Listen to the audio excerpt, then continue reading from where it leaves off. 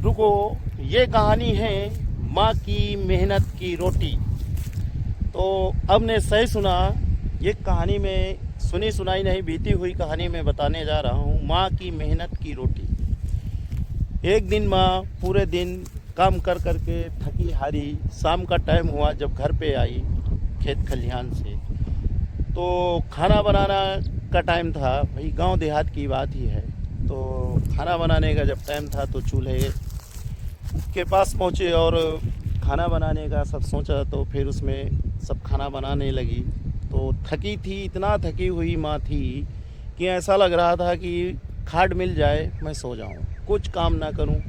पर करने वाला कोई नहीं था, करे तो करे फिर क्या करे, खाना तो माँ को ही बनाना था। तो फिर उसमें माँ खाना बनाए, जैसे तैसे खाना बनाई। बना बना के उसमें जब रोटी का टाइम आया तो रोटी बना रही थी, तभी उसमें कुछ रोटियां जल गई। जब तो मैं सोचा आज तो माँ को डांट मिलेगी, पिताजी डांटेंगे क्योंकि रोटियां जल चुकी हैं। मैंने कोई बात नहीं। जब खाने का टाइम आए तो पिताजी आए, खाना खाने लगे और मैं भी खाना खाया। दोनों साथ बैठे, माँ खाना दे रही थी, फिर बाद में खाना खाए। खाना खाने के बाद वो जली हुई रोटियां भी थी साथ में, तो दोनों लोग खाना खा ही रहे थे। जैसे ही पिताजी खाना खा के उठने ही वाले थे, वैसे ही माँ से बोले कि आज सब्जी एक नंबर की बनी है। तो माँ के चेहरे पे मुस्कान आ गई। तो फिर इसके बाद मैं भी खाना खा के उठाई। जैसे उठा तो पिताजी के पास पहुंचा और पिताजी से पूछा कि रोटियां तो जली हुई थी और सब्जी में भी उतना टेस्ट नहीं था, फिर भी आप माँ को बोले कि एक नंबर का खाना बना है, एक नंबर की सब्जी बनी है। पिताजी बोले कि रोज़ तो खाना बनता है, रोज़ अच्छा बनता है, आज वो भी पूरे दिन की थकी हारी थी।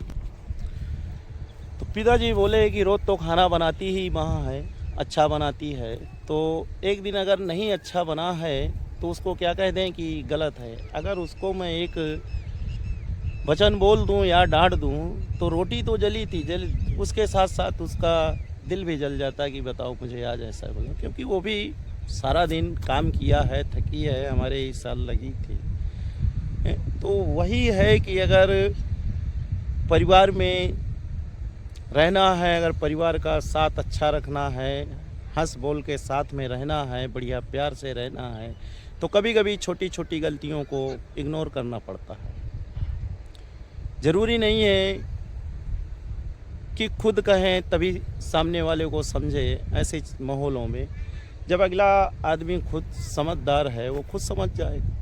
कभी कभी बिना कहे ही सामने वाला खुद समझ जाता है। जैसे मान लो कि माँ है, गलतियाँ हो गई, रोज़ तो गलतियाँ नहीं होती, फिर जब वो खुद खाएंगे तो उनको पता भी चलेगा ना कि मेरी गलतियाँ थी, फिर भी मुझे कुछ बोला नहीं। यही तो प्यार है। तो मेरे कहने का मतलब ये है कि कभी घर परिवार में छोटी छोटी गलतियों को इग्नोर कर देना चाहिए, तो उन्हीं से और प्यार बढ़ता है। और कभी कभी छोटी छोटी गलतियों को अगर पकड़ कर चलोगे ना तो उन्हीं से दरार पैदा हो जाती हैं। जिस तरह ये खेतों में दरारें पैदा हुई हैं, ऐसे ही पैदा हो जाती हैं। तो इसलिए देखो, घर परिवार है, उन्हीं के साथ हमें जीवन यापन करना है। अगर कुछ होता है हमें तो एक दूसरे के ही काम आते हैं, एक दूसरा ही साथ देगा, दूसरा कोई नहीं देगा। दूसरा देता है पर उतना नहीं देता जितना अपने ही साथ देते हैं।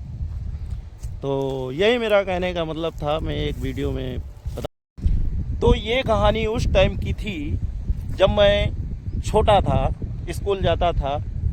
ये भी नहीं था कि इतना मुझे समझ नहीं था कि चलो आज माँ थकी हारी है तो मैं खाना बना लूँ या कुछ कर लूँ।